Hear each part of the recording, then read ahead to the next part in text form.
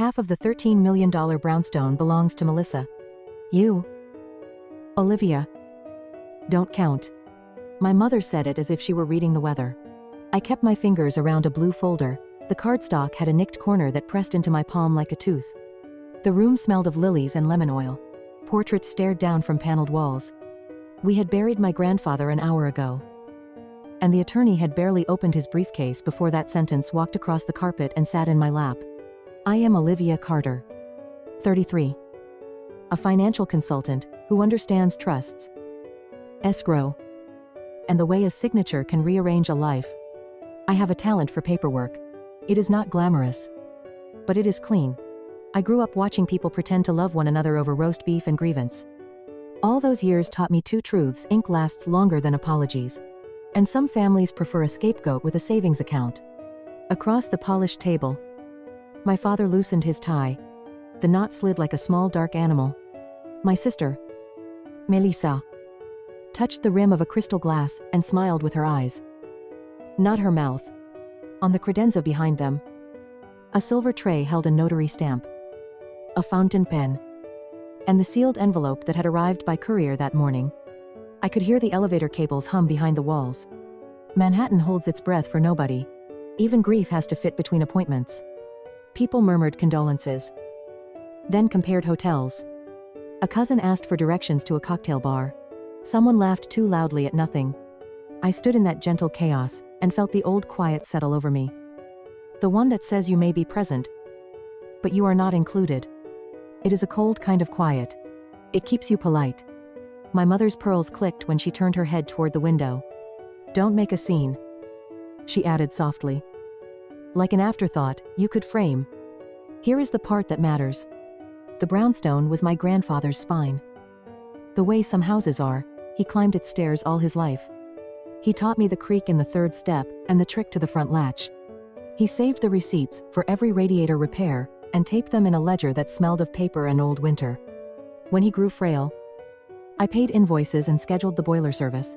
I kept lights on, quietly, the way people like me do. I kept everything that proved it. 2 statements. Confirmations. A string of emails labeled with dates like beads. But I am getting ahead of myself. I will explain in a moment. First, let me place us in the room. Mahogany table. 6 high-back chairs. Heavy curtains that turn afternoon into evening.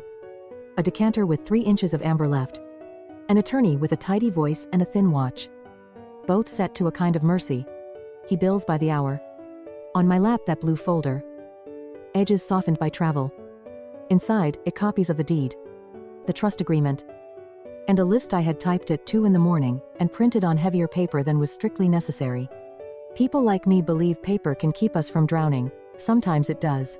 When my mother said I did not count, I tasted iron. The way a lip bleeds after you bite it. It was not the size of the house. It was the size of the erasure. I have lived long enough to know generosity can be rewritten as duty, and duty can be mistaken for silence. My sister folded a napkin into a triangle and slid it under her glass. Legacy is delicate, she said. Some people aren't built for it. The attorney pretended to shuffle, as attorneys do when they need a minute for a client to decide whether to be decent. Tell me where you are watching from, and hit subscribe. We need to talk about families and money. About how a ledger can be a love letter, or a leash. The last mourners drifted out, coats were claimed. The elevator sighed. In the hush that followed, I watched dust float in a stripe of light. My father poured the last of the amber and handed it to Melissa without asking whether I wanted any. To your grandfather, he said, but he looked at the ceiling when he said it. The way people do when the truth is too close to say to a face. Melissa tilted the glass, let the light bend through it, and said, to legacy. Like a toast from an advertisement. Do you have questions, Miss Carter? The attorney asked me gently, as if I were a person you speak to in low tones, so they do not break. I set the blue folder on the table. I did not open it. The point was not performance. Just one. I said. What did he intend? The attorney cleared his throat. He spoke about a life estate. About intent. Expressed, but not executed. About family harmony written in a hand that trembled in the last months. Words are brave in a document. In a living room. They need a spine. We are the ones who kept his traditions. My mother said. Holiday dinners. Birthdays. The summer garden party. We hosted. You showed up. She smoothed a crease that was not there. Her voice was satin over stone. Melissa looked at my shoes and smiled at them. As if they had made a strange choice. You'll be fine. She said. You always are. That's kind of your thing. She reached for the notary stamp. Pressed it idly into the blotter. And left a pale round memory of power. Here is a small philosophy for you. Offered without sermon. Age teaches you the difference between quiet and peace. Quiet is what happens when you are ignored. Peace is what happens when you finally stop asking to be seen.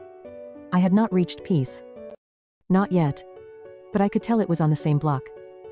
Moving toward me with patient shoes. My grandfather taught me the latch. I said. Mostly to the portraits. He also taught me that a promise is just a plan with a calendar. Nobody laughed. My father set his glass down with the carefulness of a man who has practiced being careful more than being kind. Don't make trouble. Olivia. He said. This is a difficult day. As if trouble were a thing I carried in my purse. To be poured out at the wrong time. What they did not know. Not yet. Was that the blue folder was not a weapon. It was a mirror. The numbers inside it were not for them to admire. They were for me to remember. The attorney glanced at my hands. Maybe he recognized the way a person steadies themselves by cataloging objects. Pen, stamp, envelope, folder. He closed his briefcase with a quiet click. We can reconvene when you are all ready. He said politely. Which is lawyer for when the weather inside improves. In the hallway. The runner rug darkened where tears had landed and been dried years ago. My mother paused beside me as if we were at a museum exhibit. I expect you to be gracious. She said. Generosity is your strength. Then. Softer. Not for the room. Just for me, don't embarrass us. It is an odd thing to be told not to embarrass people who have just erased you. Odd. But not uncommon. I slipped the blue folder under my arm. Outside. The city had shrugged off its black coat and put on a gray one. A hearse idled by the curb. A man in a cap leaned on the hood and looked at the sky as if it owed him an answer. I felt old and very young at the same time. The way you do when a sentence remakes the map of your life. I pressed my hand to the folder and felt the ridge of the metal fastener through the paper. Something inside me clicked. Not loud. More like a latch finding its home. This is not the part where I fight. Not yet. This is the part where I walk down the steps and breathe and let the cold polish my anger into something with edges. I am a woman who understands accounts. I understand that each silence has been a deposit. And the balance has finally become too large to ignore. They think legacy is delicate. I think legacy is arithmetic. Which is to say, it shows its truth when you line it up. I reached the sidewalk and let the traffic decide our pace. A bus roared by. A child dropped a mitten. A dog tugged a man toward a deli that smelled like salvation. I could hear my phone buzzing inside my coat. The family group chat, waking up with hearts and doves and pictures from the reception. I did not answer. I put one hand in my pocket. Found the old brass key my grandfather had given me when I was 12. And curled my fingers around it until the teeth left little moons in my skin. What they did not know was simple. I had kept the ledgers. I had kept the receipts. I had learned the latch. Stick with me. The next part is where the quiet becomes useful. I grew up in a modest neighborhood in New Jersey. In a house that always smelled faintly of laundry soap and overcooked pasta. My parents liked to say it was our castle. But even as a child, I knew it was a small place. Too cramped for 4 people who never truly got along. From the earliest years, I understood that my sister, Melissa, and I were not measured by the same yardstick. I was the firstborn, dependable, quiet, the one who brought home perfect report cards tucked carefully into plastic sleeves. Melissa was the baby, 6 years younger, with curls that bounced and a laugh that my parents treated as if it were music. The divide was clearest during birthdays and Christmas. I remember one particular December when I was 15. I had asked for a second-hand laptop to help me with school.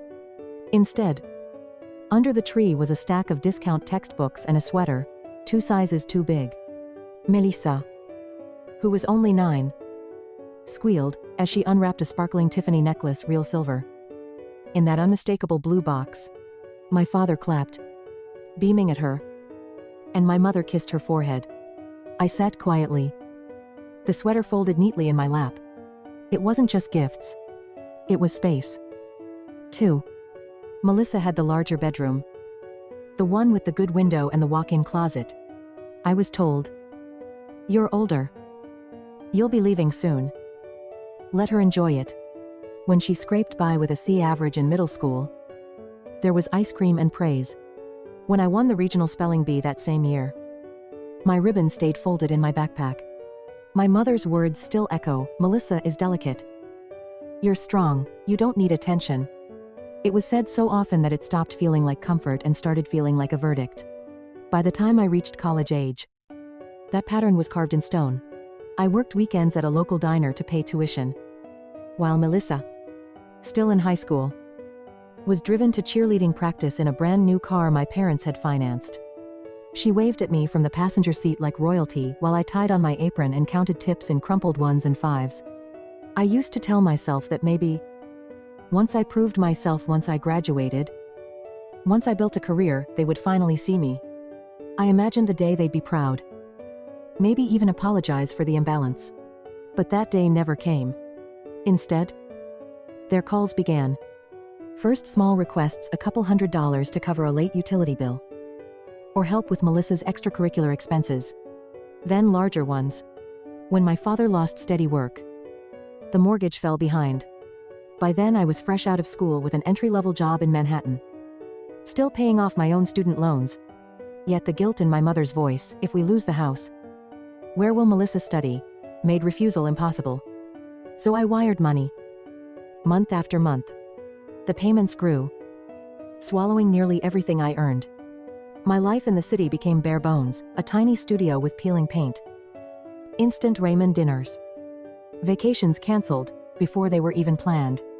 Meanwhile, Melissa's life blossomed with my sacrifice. She had designer clothes, weekend trips with friends, and eventually, a tuition bill for a boutique fashion program my parents couldn't even pretend to afford, so it fell to me. I remember visiting home once, lugging grocery bags up the porch steps. Melissa breezed past me in high heels, sliding into her latest car with a careless wave. "Thanks for covering the insurance," she said over her shoulder, as if she were granting me the honor. My mother scolded me later for looking offended. "She needs encouragement. Olivia, you're the strong one." That refrain became the rhythm of my 20s. Melissa stumbled from one failed project to another, first a coffee cart, then an online boutique, then a wellness app that never got past the idea stage. Each time, I was the quiet wallet keeping the lights on. And yet, the part that stung most wasn't even the money. It was the silence around my own efforts. When I earned a promotion, there was no celebration. When I bought my first reliable car after years of taking subways and buses, my father sneered. "Seems too fancy for someone your age." I told myself love was measured in sacrifice, that one day they would see the ledger of my giving and finally, recognize me. But deep down, a truth festered in their eyes. I was never the golden child. I was the scaffolding necessary. Invisible. Expected to hold up the house while someone else was praised for simply standing on the balcony. Looking back now, I can see how those years were less about helping family and more about erasing myself piece by piece. Every check I wrote was a reminder that my worth was not who I was, but what I could provide. And though I didn't know it then, those quiet imbalances, the ones that started with a bedroom window and a Tiffany necklace, were leading me toward a breaking point I would not be able to ignore. But that part comes later. By the time I turned 25, I was living in Manhattan, wearing shoes that pinched and carrying a tote bag filled with client files. I earned what felt like a respectable salary, close to $150,000 a year once bonuses were counted. To anyone else, that kind of paycheck might have meant freedom, dinners out, a trip to Europe, maybe even a down payment on a small apartment. For me, it meant obligation. Nearly every dollar went somewhere other than my own life. The first draft out of my account was always the mortgage for my parents' house in New Jersey. $6,000. steady as a drumbeat.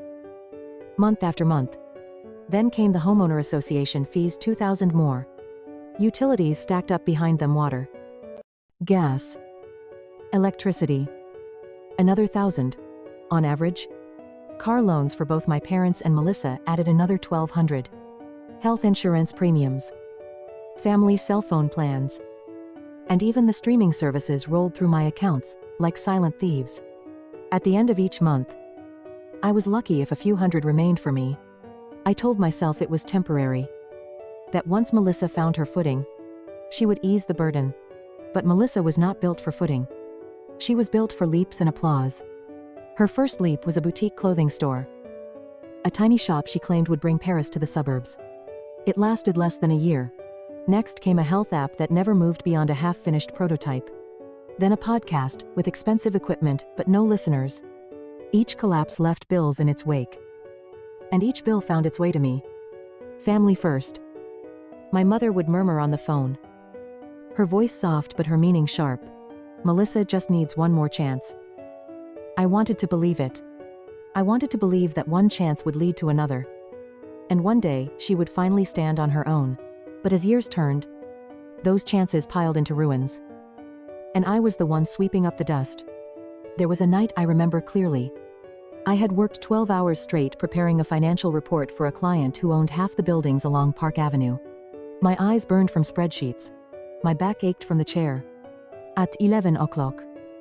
My phone buzzed with a group chat. Notification. Our family thread. A place filled with emojis and demands. Melissa had posted a photo of herself at a rooftop bar, raising a glass of champagne. The caption read, "To big dreams, funded by love." A row of heart emojis followed. Underneath, my mother had typed, "We're so proud of you, sweetheart."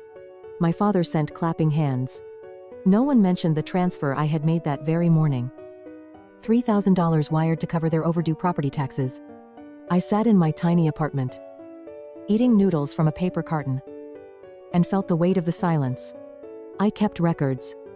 It is my nature. I had a folder on my laptop, labeled family expenses.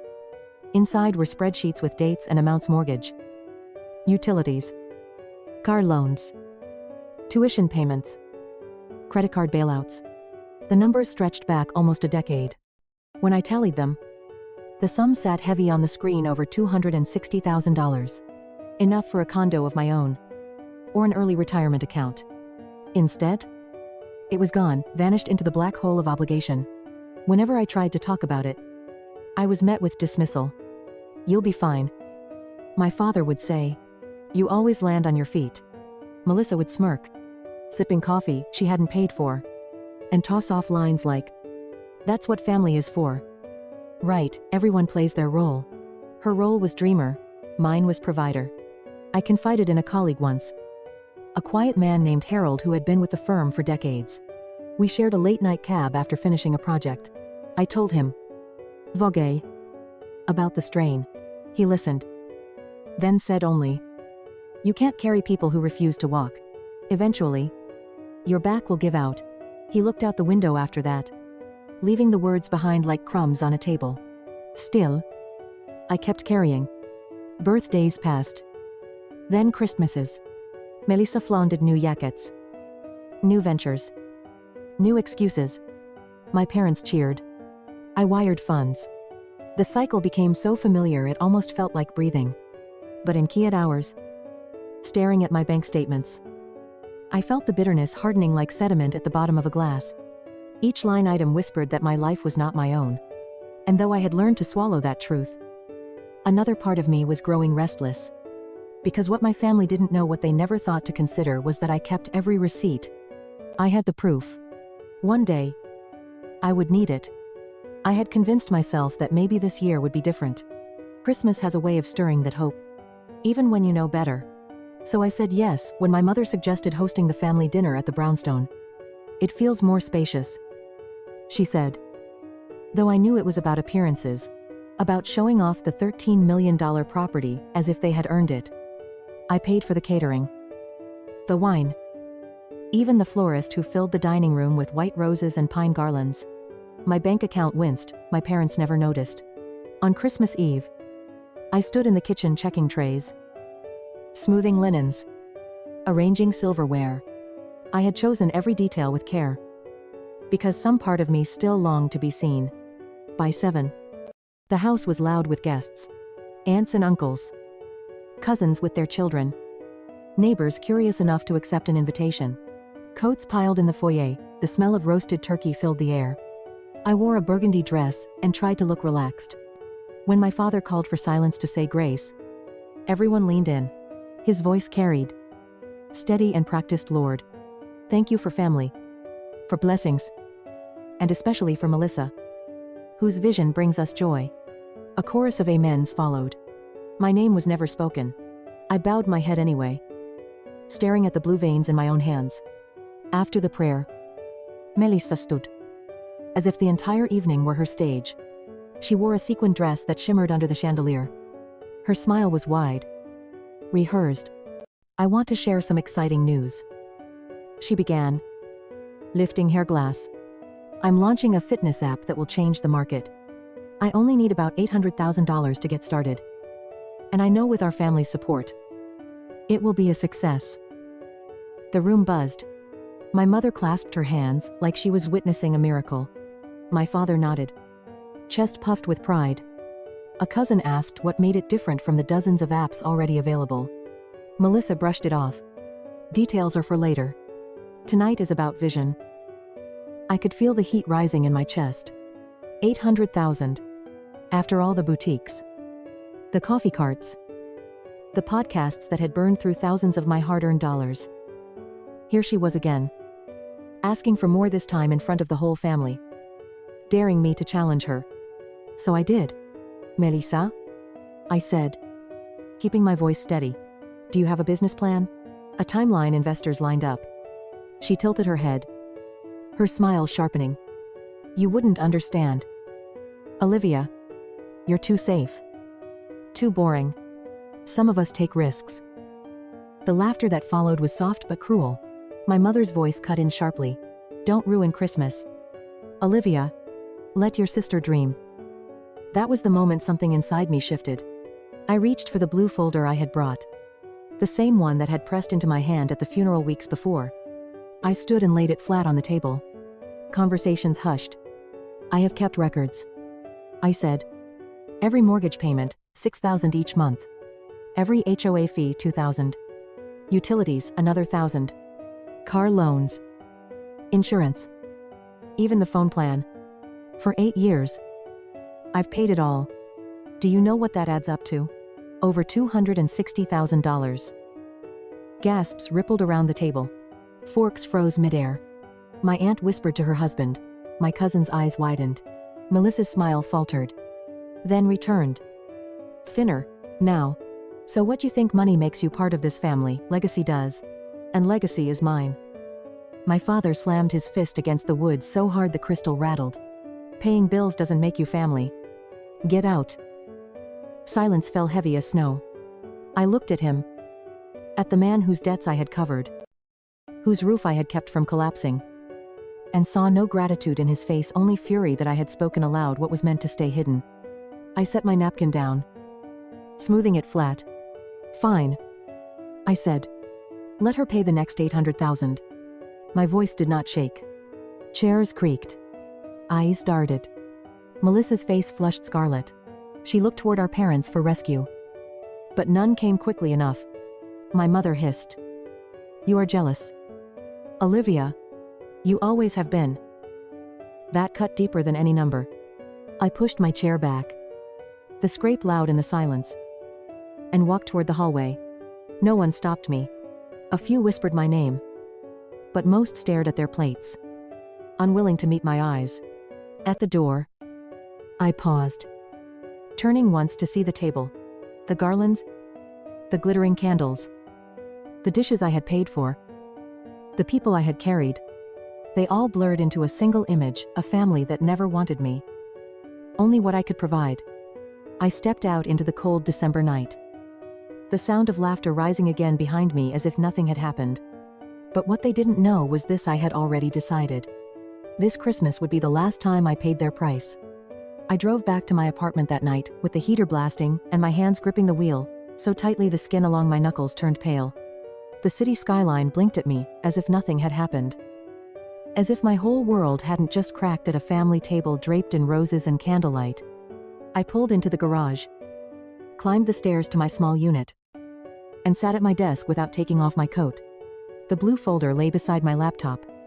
I opened the lid and watched the screen glow. My breath fogged in the cold air. The radiator hadn't kicked in yet. I pulled up my accounts: mortgage, utilities, car loans, insurance, the family phone plan, and for the first time in years, instead of scheduling another payment, I canceled them, one by one. Mortgage canceled. HOA fees canceled. Gas, water, electricity all transferred back to the names of Richard and Diane Carter.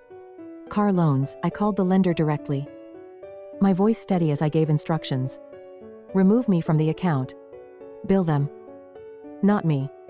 The woman on the line hesitated, then confirmed. Insurance policies, both health and auto canceled. The family cell phone plan, the one they had upgraded year after year with the newest phones. I deleted every device but mine. When I pressed the final confirmation button, I felt a weight lift, heavier than any I had carried in years. The silence in the room was not empty. It was freedom humming. Still, I knew my family would not let go quietly. By morning, my phone buzzed with messages. First, my mother's voice on voicemail. Frantic Olivia. What is going on? The heat is off. The lights won't turn on. You must fix this. You cannot abandon us. Then my father. His tone hard. This is elder abuse. You'll regret this. I will call the police. Melissa. Sharp and shrill. You've ruined everything. I had meetings lined up. Do you realize how pathetic this makes you look? But mixed among the threats was a cousin's text. Don't believe them. No one went to the hospital. They're fine. Just angry. I leaned back in my chair, letting that sink in. They had already tried to twist the story. Already started spinning lies to paint me as the villain. I should have expected it. That afternoon, I logged into the security system I had once installed in the Brownstone cameras. Locks, sensors, all linked to an account in my name. Before shutting it down completely, I saved the feeds, just in case. When the footage appeared, I saw exactly what I needed. My father pacing in the living room, red-faced, gesturing wildly at two police officers who looked unconvinced. My mother wringing her hands without shedding a single tear. Melissa sulking in the corner, arms crossed, like a child denied candy. No hospital visit, no health crisis, just fury and theater. I saved the video file onto a drive and slid it into the blue folder. Evidence. Should they ever try to make good on their threats? Later that evening, my phone rang again. It was Gary, a cousin who happened to practice law. I had left him a message earlier, explaining the situation. Olivia, he said, calmly. You need to hear this from someone who isn't caught up in the drama. There is no law requiring you to pay for them. What you did was entirely within your rights. They can scream all they want about abandonment, but the accounts were in your name. Legally, you did nothing wrong. Relief washed through me, but it carried sadness with it. So all these years, I whispered, I was giving because I thought I had to. No, he said. You gave because you loved them. But love can't be forced into a ledger. After we hung up, I sat by the window, the city lights flickering against the glass. My phone buzzed with more messages, my mother begging, my father threatening, Melissa insulting. I set it face down and poured myself a glass of water. What they didn't know was this: I had proof of every payment, every sacrifice, every silence. I had the law on my side. And for once, I had the will to use it. By the end of the week, word had spread through the family. Neighbors whispered about the police cars in front of the Brownstone. Aunts and uncles called, some to scold, others to quietly admit they had seen this imbalance for years. For the first time, the truth was not just mine to carry. And I realized something simple, something sharp: their threats could not bind me anymore. The power they held over me had been cut with the press of a button. They thought the law would save them. But the law was on my side. Winter gave way to spring. And the storm I had unleashed did not vanish overnight. For weeks, my phone glowed with messages from relatives. Some siding with my parents. Others admitting they had long suspected something was wrong. A neighbor even sent me a link to a short video posted online footage of a police cruiser parked in front of the Brownstone on Christmas night. Red and blue lights flickering against the snow. The caption read, "When family wealth meets family war." Hundreds of strangers chimed in, telling their own stories about being the forgotten child. The quiet provider. The one who carried everything until there was nothing left. At first, I felt exposed. I had never wanted an audience. I had wanted freedom. But as I read those comments, I realized people weren't mocking me. They were recognizing themselves in me. I wasn't alone. Meanwhile, my family's facade cracked. Without my monthly transfers, the mortgage on the New Jersey property fell behind within weeks. Notices arrived. Late fees piled up. And the association threatened legal action. The shiny cars Melissa liked to flaunt were repossessed. Their credit, once propped up by my steady payments, collapsed. Melissa's much-hyped fitness app never made it off the ground. Without seed money, her vision stayed trapped in a half-finished deck on her laptop. She took a job at a chain gym, selling memberships by day and posting carefully staged photos at night, trying to look like she still belonged to another world. My father swallowed his pride and worked as a night guard at a warehouse in Newark. My mother went back to bookkeeping at a dental office. They managed. But the pride was gone. The brownstone they had once boasted about felt heavy and empty. A house they could no longer show off but refused to leave. And me. For the first time in years, my paycheck was mine. I set up an automatic transfer not to them, but to my own savings account. I booked a weekend trip to Chicago. Nothing extravagant but meaningful. I walked along the river, drank coffee at a rooftop cafe, and bought myself a winter coat without guilt. I also started therapy. In that quiet room, I unpacked years of being invisible. Years of swallowing my own needs so theirs could come first. Week by week, I began to loosen the grip of guilt. One evening, my cousin Natalie called. "They're Keter now," she said, embarrassed. "Maybe. Everyone knows the truth." She hesitated. "People finally see you, Olivia. Not just as the one who could handle everything but as the one who carried it all. For so long, I thought recognition was what I wanted. Now, it felt less important than the peace I was building for myself. Sometimes I walk past the brownstone. The curtains are drawn. The garden unkempt. Once, I saw Melissa on the steps, staring at her phone, shoulders slumped. She didn't notice me. I kept walking. Here's what I know now: paying bills does not make you family. But neither does blind loyalty. Real family isn't defined by obligation. Real family is the people who treat you like you matter. So I choose mine differently now. Friends who cheer when I succeed. Cousins who check in without expecting money. People who offer presents instead of demands. That is the legacy I carry forward. Not silence. Not sacrifice. But balance. If you've ever been the one forgotten, if you've ever poured yourself out until you were empty, let this be your reminder. You are allowed to stop. You are allowed to build a life that is yours. And if you believe I made the right choice, comment right. If you think there was another path, share your thoughts. Because in the end, this isn't just my story. It's the story of what happens when the quiet one finally speaks. Story 2. My sibling knocked. My mother and wife assisted them in concealing it. They want me to raise the child and cover my brother's legal expenses 6 months later. Hi everyone. Prior to starting today's video, I need your assistance. One of the greatest ways you can help us out is to subscribe. Since we've observed the channel is losing some of its popularity, it's simple, free, and helps us continue to provide you with amazing content. Your assistance is much appreciated. Together, let's continue to build this channel. Many thanks. The video subreddit will now begin. I never imagined that I'd be blogging here, but I need to vent. The three individuals who were meant to support me really caught me off guard. My own mother, my brother, and my wife. This is how it all transpired. For the past 5 years, I, a 28-year-old man, have been employed as a software developer. Worked my way up to senior developer at a tiny software startup. We create CRM platforms, payment systems, and corporate solutions. That sort of thing. Although it wasn't the most glamorous job in the world, I was able to purchase a respectable 2-bedroom home in a desirable area 2 years ago because to the money I made from it. Purchased it prior to marriage. Even if my firm isn't as well known as Google or Apple, we're nonetheless strong. 90 kelvins, basic salary, with yearly incentives that often total between 15 and 20 kelvins. Perks for health that truly cover stuff. A 401 kelvins match is the type of steadiness that most men my age still long for.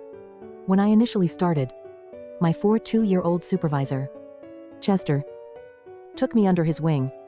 He is an old-school programmer who went into management, yet continues to work with programming. He taught me more than simply recommended practices for coding.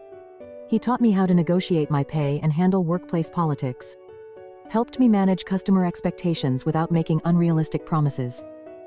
And it earned me an additional $12,000 on my most recent promotion. Then, 3 years ago, at a friend's home party, my wife, now ex-wife Megan, a 26-year-old woman, entered my life. She was a stunning blonde nurse with a pediatric specialty who worked at the nearby hospital. Everyone could see the spark between us right away. One of those relationships where you feel like you've been friends for years. My attention was initially drawn to the way she lighted up while discussing her work. Not only superficial information, but the technical facets of pediatric treatment. Even for a techie like myself, she was able to make sense of complicated medical processes. Astute, committed, and passionate about her work. It was just what I wanted. Before I proposed, we dated for a year. We had a little wedding at her parents' church after she sobbed and said yes. Only about 50 individuals, close relatives and friends. The 1-carat diamond ring with a platinum band cost me 2 months' pay. To put things in perspective, my 4-year-old younger brother Ed has always been the star of the show despite being 4 years younger, more attractive, more sociable, and more adept at swaying our mother to grant him his wishes. In high school, he was a varsity baseball player. I was the youngster from the chess club who spent my leisure time creating websites. A classic case of mama's boy. I was the responsible, quiet one, who put in a lot of effort, but was never quite up to mom's standards. Ed was unquestionably mom's favorite. But dad was always fair to us both. That relationship remained constant. At family get-togethers, the difference between us was almost laughable. Ed was 2 hours late for Thanksgiving 3 years ago. With a female he met the previous evening, but without the side dish he had promised. I had been there since the morning, helping to prepare the turkey. And instead of being irritated, Mom worried over both of them. When Mom wasn't looking, Dad just poured me an additional glass of water and shook his head. Dad is a mechanical engineer by profession. Methodical and logical. It follows the rules. I learned how to change the oil in my first automobile from him. How to repair a dripping faucet. All that crap about the practical dad. He admired my coding work even if he never understood it. I had landed a good job. Mom quit early from her job as an elementary school teacher when Dad's engineering company took off. Had a special place in her heart for Ed, whom she referred to as her creative, sensitive soul. I immediately started coding after graduation. Whereas Ed worked at a variety of occupations, after a few months of employment, he would become bored and leave. Had a tale about toxic management all the time. In the meantime, his credit card debts somehow ended up being an issue for his parents. Twice, I bailed him out of 2 small legal issues, one with trespassing at an ex-girlfriend's place and another involving driving with an expired license. Cost me around $3,000, which he said he would reimburse as soon as circumstances improved. In the end, I assisted him in landing a sales position with my business. My supervisor, Chester, was apprehensive. The previous year, he had met Ed at our company's Christmas party and had not been pleased. However, I endorsed him. I promised to keep him in line. I thought Ed would have some stability there. And he had the charm for it. Besides, family protects family. Right. Our company offered a base salary of $65,000 plus commission for the sales position. Not bad, considering Ed's patchy record. I coached him on our products for 3 weekends. According to industry jargon, this was his opportunity to create something tangible. He said all the right things and appeared appreciative. I got one of those from Chester. You must be aware of what you're doing. When I introduce them, they look. Megan and I had a fairly smooth transition to married life. Although it wasn't suitable for a Hollywood film, our relationship was strong. We discussed forming a family. In a year or two, perhaps. I worked on the house on the weekends, building a deck in the backyard and installing a new kitchen island. All that stuff for homeowners. The place looked like it was from one of those home design magazines thanks to Megan's decorations. In that first year, I invested roughly $20. 0-inch home improvements. The master bathroom was updated with heated floors and a rainfall shower. And the living room was given new hardwood flooring. The backyard was landscaped. Every dollar I invested increased the property's value and provided us with a place we both cherished. It was a good first year. On Sunday morning, we had our usual pancakes. Date nights on Wednesdays. Sporadic weekend visits to her parents' lake home. We took a cooking class together and threw game nights for our friends. Couples activities are what you're expected to do. We appeared content. After a year or so, I was given a significant project at work that involved rebuilding a large hospital chain's payment system. The irony isn't lost on me now. I was working longer hours, often coming home after Megan was asleep. Weekend work became normal. The project was supposed to last 3 months, but stretched to 6. I started missing those Sunday pancakes, those Wednesday date nights. The project was a career maker. Successfully implementing a new payment system for a $2 billion company would put me on the fast track for a senior architect position. Bigger salary, stock options, more control over which projects I worked on. I explained all this to Megan, and she seemed to understand. She even brought me dinner at the office, a few times during those first weeks of overtime. During this time, Megan made a new friend at work. Alexis. This travel nurse from Seattle, who was doing a 6-month rotation at our hospital. Alexis was everything. Megan wasn't single. Carefree. Kind of wild.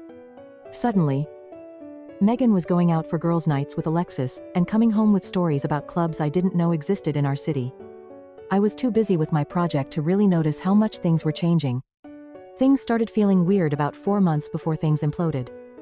Right around when my big project was wrapping up. The system was finally launched, and I was looking forward to getting back to normal life with Megan. But somewhere along the way, normal had shifted. Megan's schedule got unpredictable. She'd always been consistent with her hospital shifts, 3 12-hour days.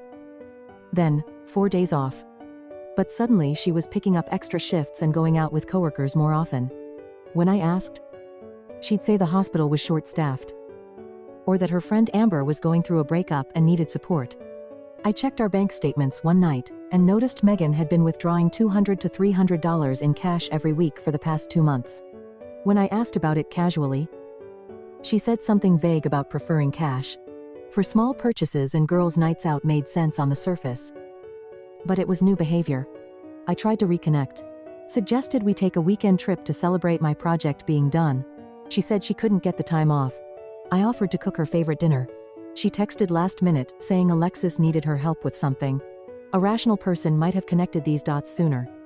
But I was still operating on trust. 6 years of building enterprise systems had trained me to look for multiple data points before declaring a bug. I needed more evidence. Then there was the phone stuff. She'd be texting constantly with this little smile on her face. But the second I walked in the room, phone flipped over. When I asked who she was talking to, she'd say, just Amber or workgroup chat.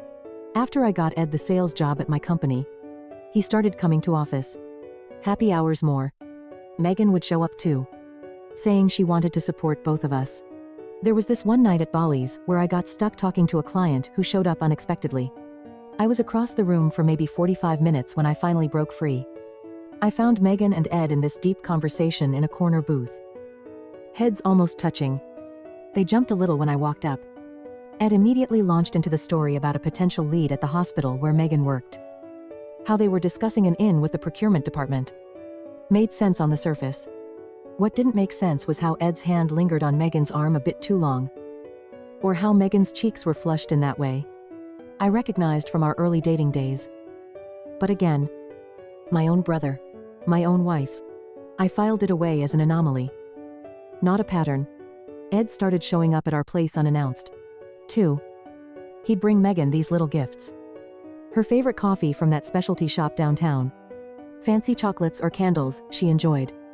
When I complimented him for being thoughtful, he'd say stuff like simply watching out for my sister-in-law. I truly thought it was lovely at the time. Freaking ignorant at work. Ed was actually doing well in sales. Hit 115% of his quota 3 months in a row. Started dressed better. Seemed more focused.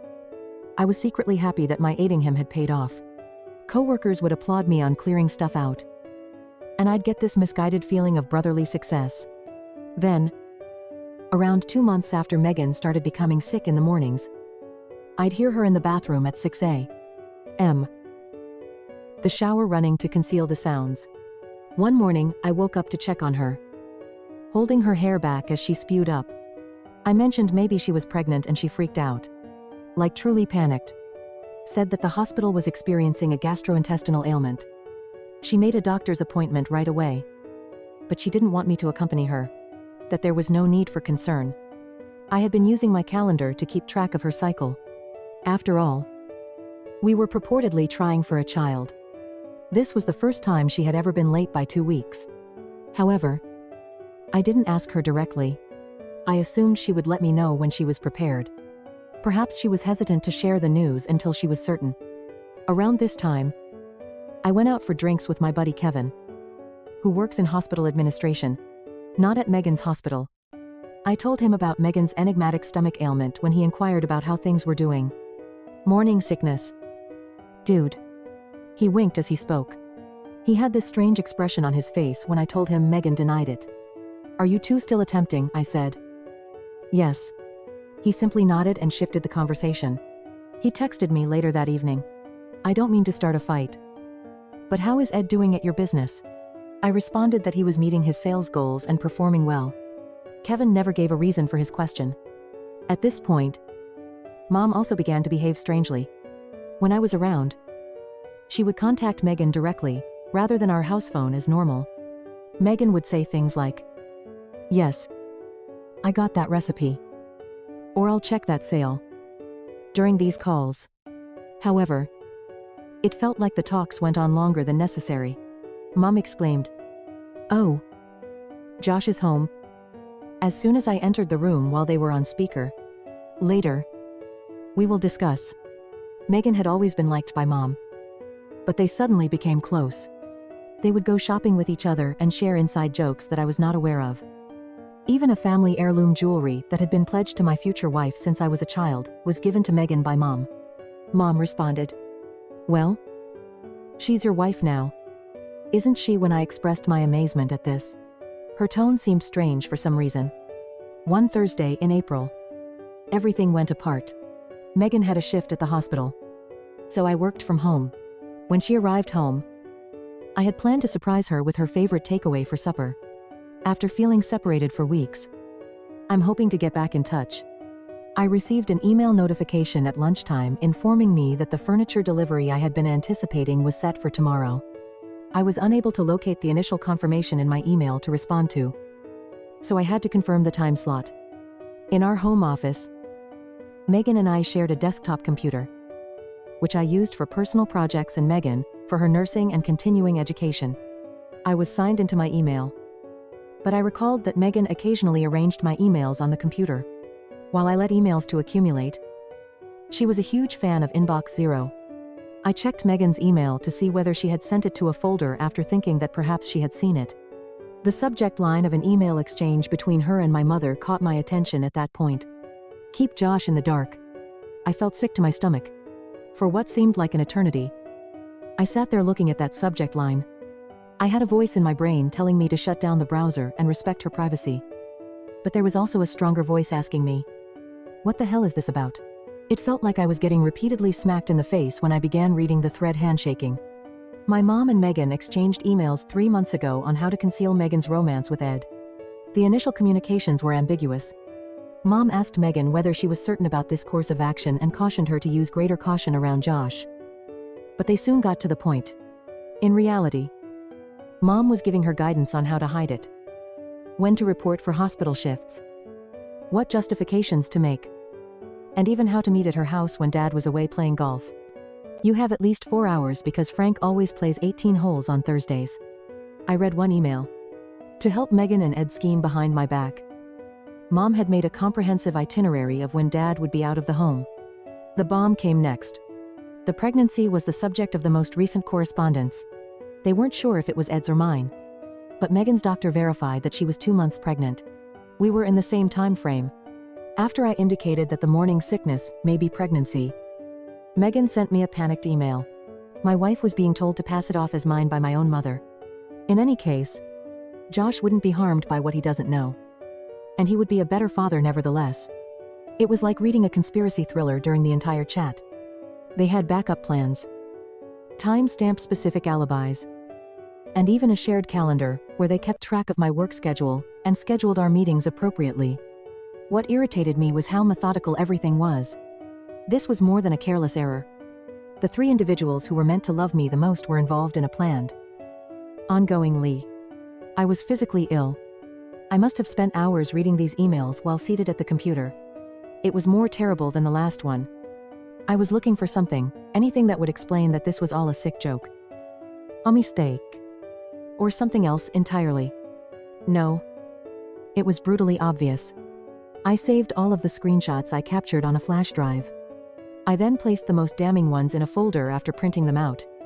I gave Chester a call. I was unable to think clearly. Someone level-headed was needed. A lawyer is necessary. Don't confront them just yet, he urged. Chester had a good lawyer. It had been a difficult second divorce for him. I was in my living room when he made the call. Put it on. Speaker. Sarah Jacobson. Divorce attorney. Since we lived in a fault state and I had concrete evidence of adultery, Sarah thought I was in a strong position. The fact that I had bought the house before marriage meant it wouldn't be considered marital property. Same with most of my assets and money. She encouraged me to safeguard my funds quickly. So Chester drove me to the bank. I moved most of our joint funds into a separate account, leaving enough in the joint account to avoid claims of financial abandonment. I left exactly $5. 0 inches our joint account. Enough to show I wasn't trying to financially strand her. But not enough to fund a new life with my brother. The rest. About $38. Ling, went into an individual account under just my name. I also called my investment firm and verified that my premarital assets. About $115. 0 inches, various funds. Were properly documented as separate property. By the time Megan arrived home that night, I had already set things in action. Sarah was drafting divorce papers. Chester had helped me regain some composure. I didn't confront Megan that night. I was still in shock. And I needed to think carefully. How was your shift? I asked. My voice remarkably steady. Exhausting, she remarked, outlining some imaginary emergency department situation. I watched her lie to my face, thinking of the emails where she reported seeing Ed at my mother's place that exact day. The toughest part was pretending everything was normal when my entire life was exploding. She inquired why Chester's vehicle had been in our driveway earlier. Apparently, the neighbors had mentioned it. I stated we'd been considering a work project. Another falsehood to add to the pile over the following several days. I behaved normal, while setting things in action. I'd go to work. Make small chat with Megan in the evenings. Even watched our normal Thursday night program together. All while dying within. I grabbed all my crucial documents and placed them to a safety deposit box. I froze our shared credit cards. I even put mini cameras in our communal spaces. Totally legal, as it was my house. Chester helped me set them up while Megan was at work, just in case they try to remove or damage anything. He suggested. Kevin from hospital administration texted to check in. Turns out he'd seen Megan and Ed together at a restaurant weeks earlier, appearing more intimate than in-laws should. He'd been trying to find a way to inform me. I thanked him for trying. Told him I found it out on my own. My strategy started formulating on Sunday night. Megan was in the shower when a text notice flashed up on her iPad on the coffee table from Ed, stating he couldn't wait to see her tomorrow at Mom's. The treachery was happening virtually every day, directly under my nose. That's when I settled on the supper plan. I contacted my dad Monday morning and asked if he might have a family dinner at our house that weekend. I told him I had some excellent news to give. Are you sure you want to host your mom and I can accomplish it? He extended an offer. No. I insist. At our house? Please. I said as I considered how ideal it would be to face them all on my land. I instructed Megan to get ready for a nice supper and invited Ed to join my parents. Despite her nervousness, she consented. When I told her Ed was coming, I could feel the stress in her shoulders. That day, she texted nonstop, most likely planning stories with his mother and him. I had 2 additional meetings with Sarah in the days before the dinner. She prepared drafts of the divorce petition. Sarah gave an update over the phone on Thursday. On Friday morning, the divorce documents would be prepared. The manila envelope was burning a hole in my bag all afternoon when I picked them up during my lunch break. I took the afternoon off work on the day of the dinner to get everything ready. Food was ordered from this charming downtown Italian restaurant. I couldn't have been cooking. My dad received a bundle of emails in a bigger envelope and divorce papers in a manila envelope. The dining room's camera was recording, in case things became unmanageable later. I wanted evidence. I was also prepared with another surprise. I got a cashier's check for $10,000 made out to my dad after cashing out some stock options. I was aware that Ed had lately received a loan from my parents to settle his credit card debt. I reasoned that before the family broke apart, Dad should receive his money back. At 6:30 p.m., my parents were the first to arrive.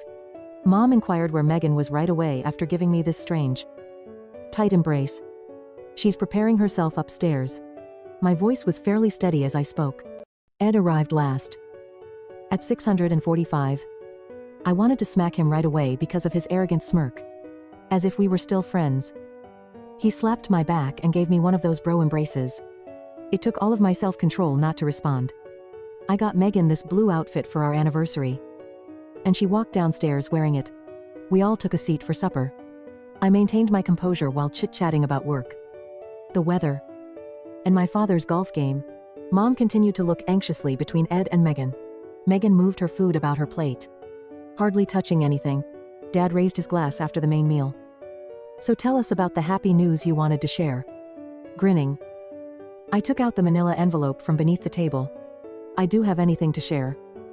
Actually, I remarked, passing the envelope to Megan across the table. The documents are divorce paperwork. The room fell quiet. Megan's cheeks turned pale. What are you discussing? Without opening the envelope, she muttered. Megan, I am fully aware of you. Ed. And the baby. It may be his.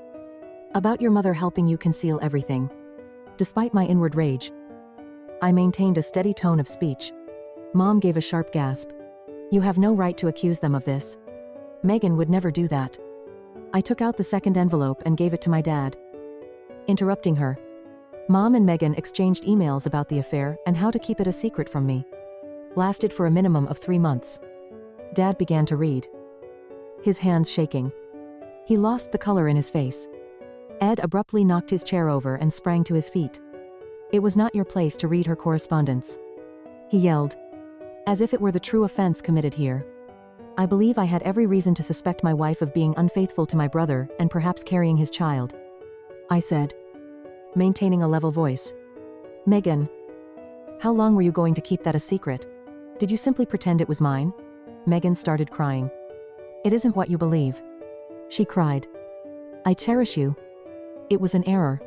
While my mother covered for you, I made a 3-month error with my brother. There was no comedy in my laughter. You're pregnant now. 2. Dad was reading the papers when Mom reached for them, but he kept them out of her reach. What is this? Catherine, his voice was dangerously quiet as he asked. Did you assist them in concealing this from Josh? Fake shock had turned to terror on my mother's face. You assured me, Megan, that it was Josh's. Throwing Megan under the bus to rescue herself, she remarked abruptly, looking up from the emails. Dad did so. He had a stone-hard face. Catherine, were you aware of this? Did you assist them in keeping this a secret from our son? Quiet, yet very serious was his voice. In an attempt to play victim, Mom began to cry. All I wanted to do was keep the family safe. Ed was wrong. But it wouldn't assist anyone if the family was split apart. In fact, Ed, the arrogant jerk, sneered. It's not that big of a deal. Please. I bonded with Megan. It occurs. In any case, Josh is always at work. Seldom gives her any attention. Something broke inside of me. I got up, went around the table, and gave him a straight punch to the nose. A nice snap sounded, and blood began streaming down his face instantly. He knocked over a side table as he staggered back. Mom ran to Ed and yelled, Josh, what's wrong with you? Then Dad got up, and he looked more irate than I had ever seen him. Catherine. Enough. Our son recently discovered the worst kind of betrayal from his brother and wife. You're also concerned about Ed's nose, he gestured to Ed. Now, leave this house. Ed glared at us all while holding his bleeding nose. It's not over yet. This is something you will regret. Before hurriedly leaving via the front door, he spit. Dad grabbed her arm as Mom attempted to follow him. You remain here. We need to talk about your part in all of this. At the table, Megan was still in tears. Please. Josh. This is something we can resolve. I'm so sorry. I made a grave error. I felt nothing but icy disdain as I turned to face her. A paternity test is what I want. I need to know whether this baby is mine if you plan to keep it. In any case, we're finished. I gave my dad the cashier's check. This is to reimburse Ed for the recent loan. I reasoned that before anything goes wrong, you ought to get your money back. Dad gave the check a mournful glance before turning back to face me. I didn't know any of this was going on. Son.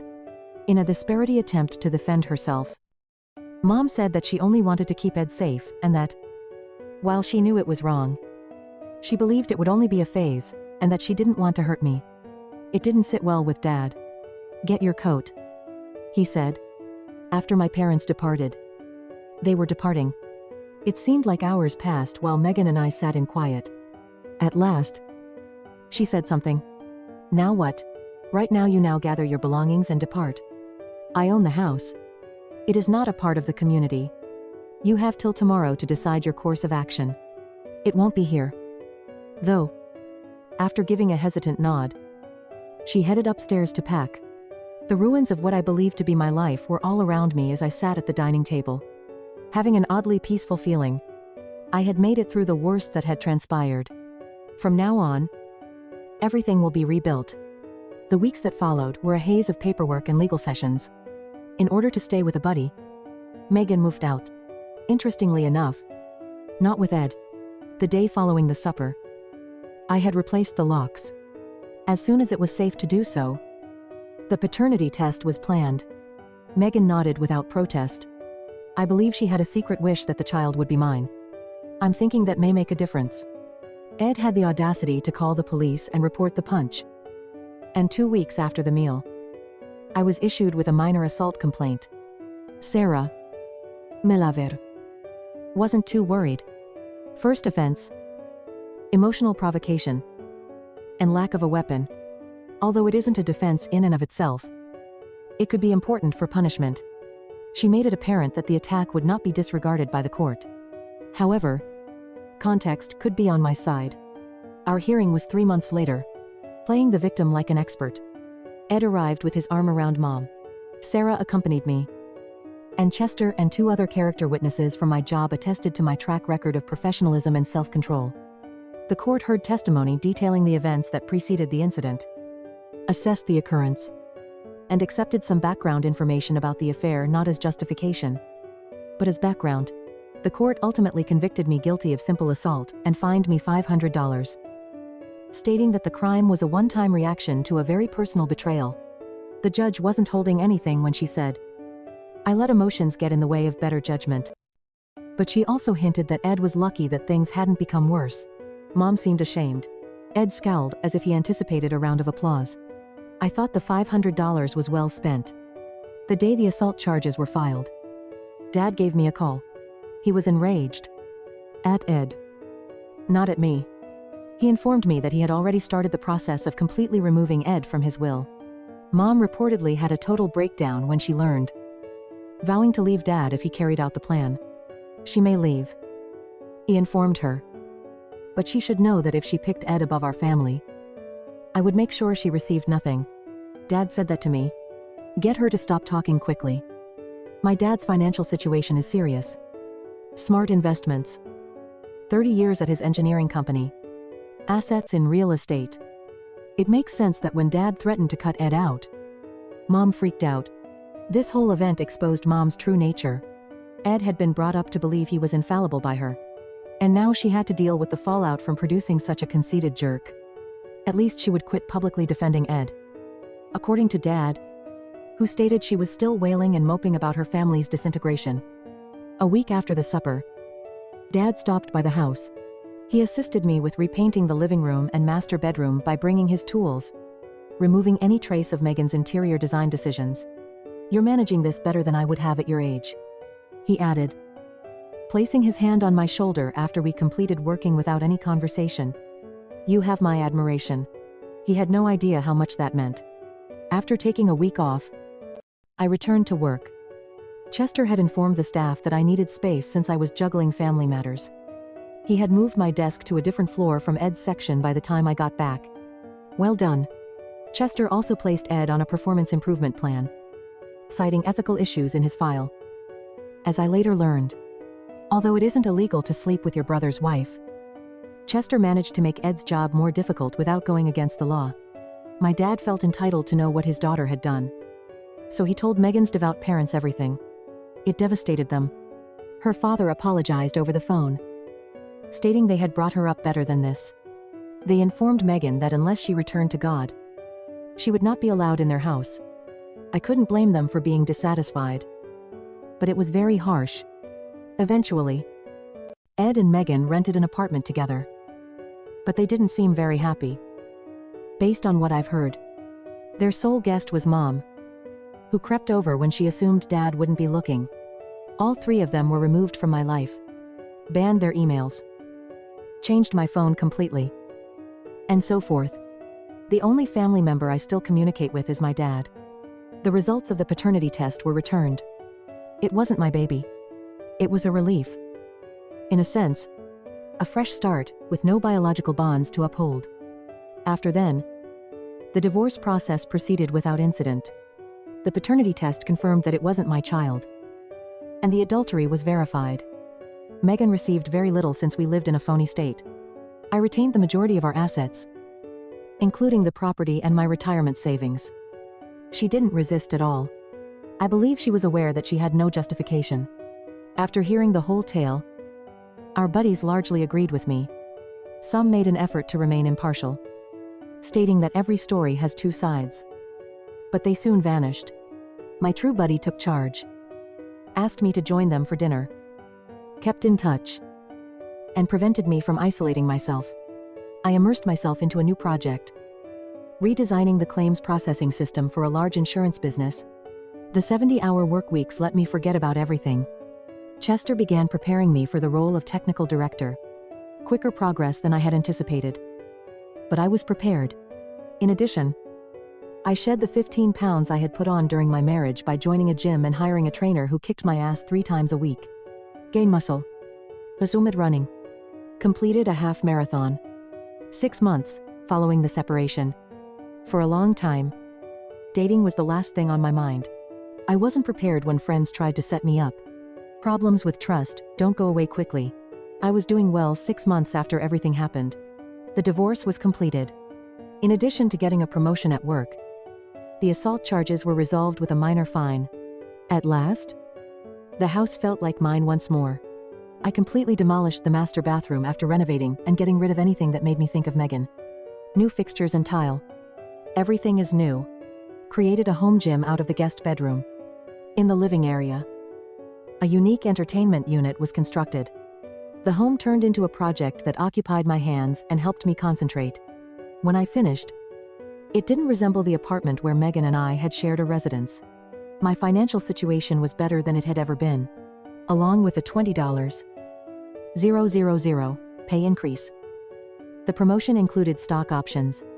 In addition to opening a separate investment account and making the most of my 401 Kelvin's contributions, I also started researching rental properties as possible sources of income. I was in a better financial situation than most men my age at the age of 28. Especially since I didn't have a wife to deplete my finances. Then, unexpectedly, my mother texted me to beg to meet in a downtown diner, stated that she needed to speak with me, face to face, and that it was crucial. I consented to see her when I was having lunch. To be clear, I had just 30 minutes. Once I got to the diner, I regretted coming right away. Mom wasn't by herself. With a baby carrier on the booth seat, Megan sat next her, looking worn out. I was about to leave when my mother saw me and gave me a frenzied wave. Without bothering to say hello, I strolled over and took a seat across from them. "What is this?" I questioned, staring at my mother. She was polite enough to appear uneasy. She said, "Your father doesn't know I'm here, but I had to speak with you. Ed has been taken into custody." I took notice of that. For what reason was he arrested? He was apprehended stealing funds from the business last week. He also received a DUI. Mom's voice cracked as she said, "He might spend a lot of time in prison. I need your assistance to save him." I simply gaped at her in shock. "Do you want me to save the day?" The brother who had an affair with my wife caused her to become pregnant, and then accused me of assault. Are you crazy? Upon closer inspection, I noticed that Mom's manicure was cracked and her fancy purse was worn and scratched. Her expenditures must have been stopped by her father. "Well done." Then, in a little voice, Megan said. She pointed to the infant and added, "Ed left us shortly after Lily was born. I'm not ready to be a father," he added. He was drinking excessively. Occasionally, when he was upset, he would shove me. I didn't feel happy that their relationship had fallen apart. Not sympathy for her predicament. Nothing at all. He struck her. Mom said something like that. "Josh, that would somehow make me care. She is presently alone herself with the infant. No work. No help." I gave Megan a glance. "And from me? What do you want?" She broke down in tears. I'm at a loss on what to do. My parents refused to speak to me. With a newborn, I can't work. Our bank account was completely depleted by Ed prior to his imprisonment. I hoped you would be able to assist. Until I'm able to stand again. I took a step back and stared at these two ladies who had deceived me, and were now pleading with me for assistance, because the man they had picked over me turned out to be the complete jerk I had always suspected. Mom gave a nod. "Family is helpful." Family. Josh. It nearly made me chuckle. When you were assisting them in concealing their affair from me, where was that sense of family loyalty? When you persuaded Megan to attempt to claim this child as her own? Mom remarked. "You made a mistake." I'm crying. I believed I was keeping everyone safe. "No. Your favorite was being protected." Flatly, I replied. "And you continue to pick him now, despite all that he has done." Mom lowered her voice and leaned forward. "Your dad is acting irrationally. All of our accounts are frozen by him. Without his consent, I am unable to access any funds. He is discussing divorce. Unless I sever all contact with Ed. I think that makes sense. Dad is finally advocating for himself." I replied. I pulled out my wallet and got to my feet. I placed a women's shelter card on the table. "Megan, you can get help here." "I won't. As for Ed, I don't care if he rots in prison." I glanced at my mother. "Never get in touch with me again. Tell Dad that I'm missing him and that he may contact me whenever he wants." I got out of my automobile without turning around. I sat there for a while, hoping to sense anything. Anger, validation, and maybe even sympathy. However, they were no longer my issue. I was doing well without them, having rebuilt my life from the ashes they had left behind. Dad gave me a call that evening. He told me he had no intention of aiding Ed and that he had discovered Mom's whereabouts and the reason behind his apology for her actions. We spent about an hour discussing the new woman I'd been seeing. The house. And work. Typical father-son fare. A few months later, I learned from acquaintances that Ed had accepted an 18-month plea agreement for embezzlement. After moving back to her hometown, Megan reportedly made amends with her parents, who were now assisting with the kid. In my case, I was promoted to director at work, where I now manage a group of 15 developers. The rental property I purchased is already bringing in a profit. Next summer, I intend to go hiking in Yellowstone for 2 weeks. I've always wanted to do this, but have never had the time. Even if life isn't ideal, I'm still going forward, and I've realized that I'm stronger than I ever imagined. On certain days, that suffices.